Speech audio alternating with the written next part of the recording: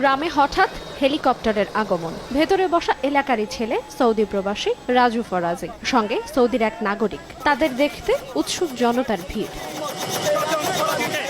বৃহস্পতিবার দুপুর 12:30টার দিকে বাগেরহাটের শরণখোলা চালিতা বনিয়া গ্রামের একটি মাদ্রাসা সংলগ্ন মাঠে হেলিকপ্টারে এসে নামেন তারা। এ সময় তাদেরকে ফুল দিয়ে বরণ করেন স্বজন ও এলাকাবাসী। সাউথখালীতে নিজ গ্রামের বাড়িতে এসেছেন মোহাম্মদ রাজু ফরাজি নামের সৌদি প্রবাসী এই বাংলাদেশি। এ সময় গুড বাংলাদেশ বলে অনুভূতি প্রকাশ করে তার সঙ্গে আসা সৌদি নাগরিক আল সামারি সাদ্দাম জাহিদ। আমি বলছি যে দেখ, তোর আমার মা বাবা দেখতে চাই।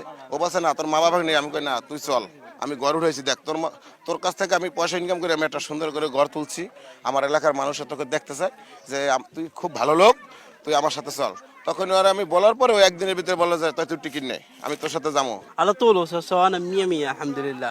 انا كلام شوف فاميلي، شوف بيت كله، شوف دور بنغلاديش. سو كلامتي اوكي، ما في مشكله. 100 راجو 100 ما شاء الله. ও বলতেছে যে আমি 100তে 100, ও যেভাবে চাইতেছে আমি তার ভিতরে 100তে 100। মানে ও আমার ফ্যামিলির খবর নাই, আমার ফ্যামিলি সবকিছু খোঁজ খবর জানে এবং আমার মা বাবার খবর নাই, এগুলো বলতেছে। নিউ সানসিল্ক ব্ল্যাক শাইন, নজর কাড়া শাইনি চুলের #1 চয়েস। ভালোবেসে তার আচরণে বিশ্বস্ত হয়ে সে বাংলাদেশে তার বাড়ি ঘর, তার আত্মীয় স্বজন, বাংলাদেশের পরিবেশ দেখার জন্য এসেছে। মালিক নিয়ে এলাকায় আসছে, আমাদের গর্ব।